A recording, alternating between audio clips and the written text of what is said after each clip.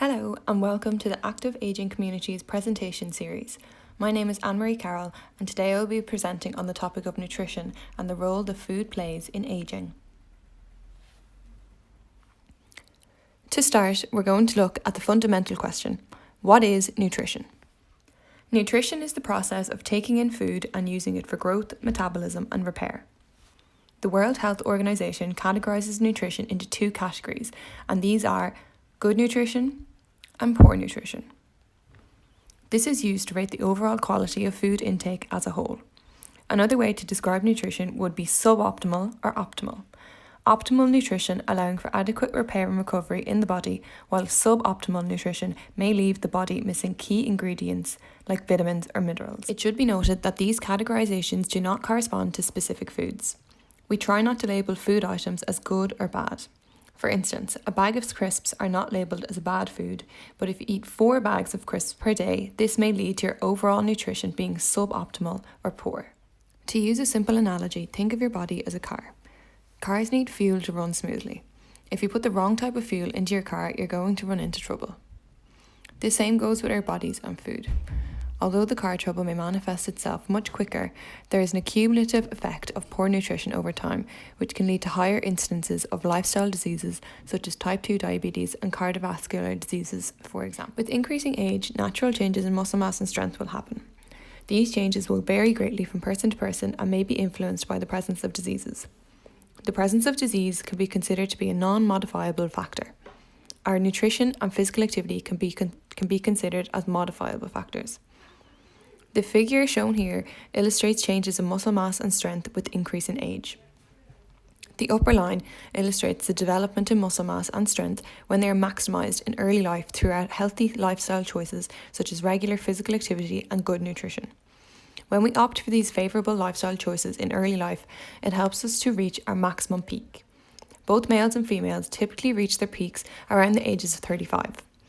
When we maximise our peak with these conditions and maintain them throughout adult life, in older age our muscle mass and strength will be significantly greater compared to other people of the same age who did not engage in an active and healthy lifestyle. In summary, healthy lifestyle choices help us to minimise the losses that naturally occur with age. The lower line illustrates the development of muscle mass and strength when physical activity is not performed regularly and/or when nutrition is suboptimal. A well-balanced diet is key for good nutrition. Well-balanced meaning that we are consuming foods from all food groups. Let's start with carbohydrates. Carbohydrates are found in starches such as bread, pasta, fruit, and sugars. Carbohydrates are classified as either simple or compound. Simple carbohydrates, once ingested, enter the bloodstream quickly. Examples include jam, cake, and jellies. These simple carbohydrates should be eaten in moderation. Compound carbohydrates are the type that are found in potatoes or bread, are digested slower and gradually enter the bloodstream. Compound carbohydrates should constitute for most of your daily carbohydrates. So why do we need carbohydrates? These are the brain's and the muscles' main fuel source. Carbohydrates can also be stored in the body. The main site of this is in the liver and the muscles. Carbohydrates should account for 45 to 60% of our total daily energy intake. Moving on from carbohydrates, let's talk about fats.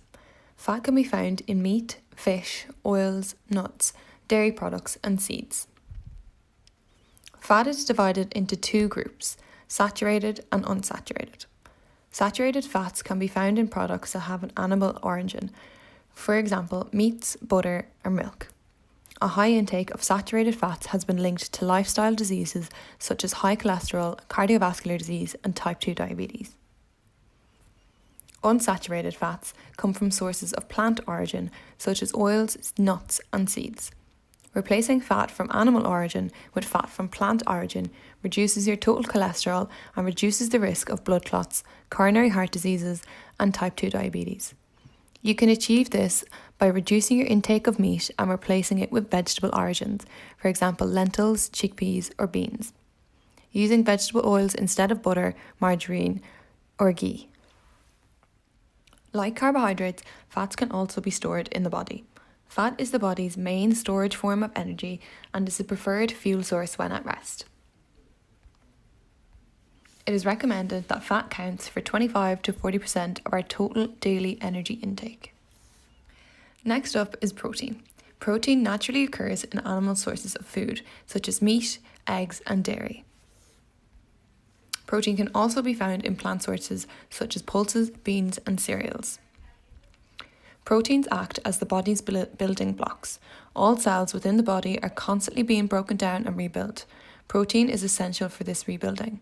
To combat age-related changes that occur in our muscles, sufficient protein intake is necessary.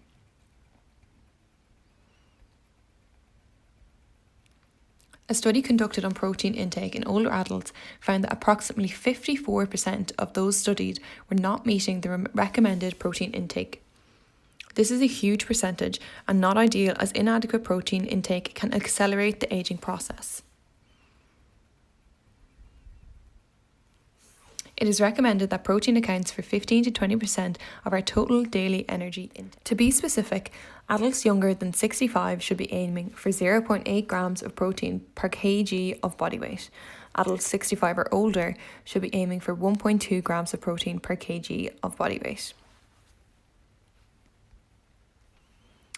Putting that into practice, here we have a mother who is 85 and her daughter who is 37. Both weigh 60 kg. The 85-year-old mother should be consuming 1.2 grams of protein per kg of body weight per day. This corresponds to 72 grams of protein per day. It is recommended that her 37-year-old daughter consume 0.8 grams of protein per kg of body weight per day, corresponding to 48 grams of protein. So even though they have the same body weight, the mother needs a third more protein than her younger daughter. Sticking with the same example, what amount of food do these recommendations equate to? The mother would have to consume all 3 of these portions to reach her goal of 72 grams of protein per day, whereas the daughter would only need to consume 2 of the 3. This is a very simple example and not what a typical day of eating would look like. Most people will get their proteins from a wide range of foods throughout the day. Now that we know the importance of adequate protein consumption, how do we ensure we reach our daily targets? Here are some simple tips and tricks. Get to know your protein sources. Animal products may seem like the obvious source, but remember that protein is also found in pulses, nuts, and seeds. Varying protein intake will also ensure you consume a variety of other nutrients. Aim to have at least one source of protein at every meal. Remember that protein can be found in drinks as well, such as protein smoothies or milk. Track your body weight. Make note of any significant changes, whether this be gain or losses. Instead of eating a breakfast that looks like this with only 3 grams of protein in total, opt for something like this, which is almost 7 times as much protein. By adding in dairy sources such as cheese and eggs, the protein content greatly increases. Let's look at another example. Imagine you're having a cold meal such as lunch and you opt for half a slice of bread, butter and a slice of egg. This will equal to 2 grams of protein in total. If you changed your meal so that it still has the half piece of bread, the butter, half an egg instead of a slice of egg, some mayonnaise and some shrimp, how much more protein do you think this will contain? You will now be having 4 times the amount of protein as you would have been. Now let's look at a hot meal example. Make sure that the protein-rich foods constitute a greater proportion of your plate and opt for more vegetables instead of more carbohydrates. If you're finding it difficult to eat all of your protein, remember you can also drink protein sources. So how do we control for our total daily energy intake when we're increasing our protein? Make sure, if you do choose to increase your protein-rich foods, that you decrease your intake of other nutrients.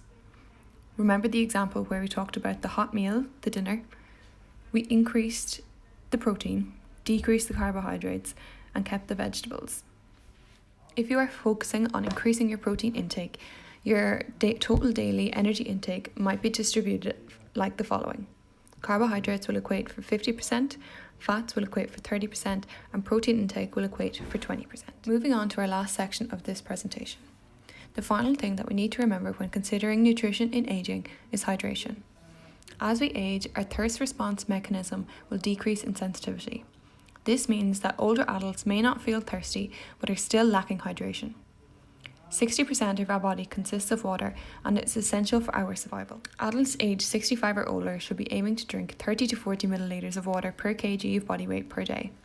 Going back to our previous example, the 85-year-old mother who is 60 kg will need to drink between 1800 and 2400 millilitres of fluid per day. Going back to our nutrition guidelines, how do we ensure that we have a healthy diet? To ensure our nutrition is classified as good or optimal, we will balance our energy intake and our energy expenditure. Eating more energy than you require will result in weight gain, whereas eating less than you need will result in weight loss. Choosing foods across a range of food groups will help you achieve a well-balanced diet. 5 portions of fruit and vegetables per day will reduce the risk of chronic diseases and help you consume an adequate daily intake of dietary fibres. An adequate intake of dietary fibres will reduce the risk of constipation, colon and rectal cancer, cardiovascular diseases, and type 2 diabetes. Aim to limit your intake of salt and sugars. Most salt will come from processed foods, for example, ready-made meals, processed meats such as bacon and ham, breads, and salty snacks. You can limit your salt intake by limiting the use of salt and high-sodium condiments such as soy sauce or fish sauce when cooking. Limit your intake of salty snacks, choosing products with a lower salt content, for example bread, crackers, sliced meat and cheese, or choosing homemade food over convenience food. A high intake of free sugars will increase the risk of dyslipidemia, hypertension and type 2 diabetes. You can limit your sugar intake by limiting your intake of sweet foods and drinks, for example soda, juices, candies and cakes. If you weigh yourself, try to be consistent with when. Aim to check your weight at the same time each day while wearing minimal clothing. If you experience any unintentional weight gain or loss, make sure you check in with your general practitioner. We will end this presentation with some take-home messages. Firstly, a well-balanced diet will combine energy from all food sources. Good nutrition can help to counteract some of the effects of aging, thus preserving strength and function. Try to prioritise protein intake over other food sources. Keep an eye on your weight to ensure you don't miss any significant or unexplained weight gain or loss. And last but not least, remember to stay hydrated. Thank you very much for attending this presentation. We hope you enjoyed.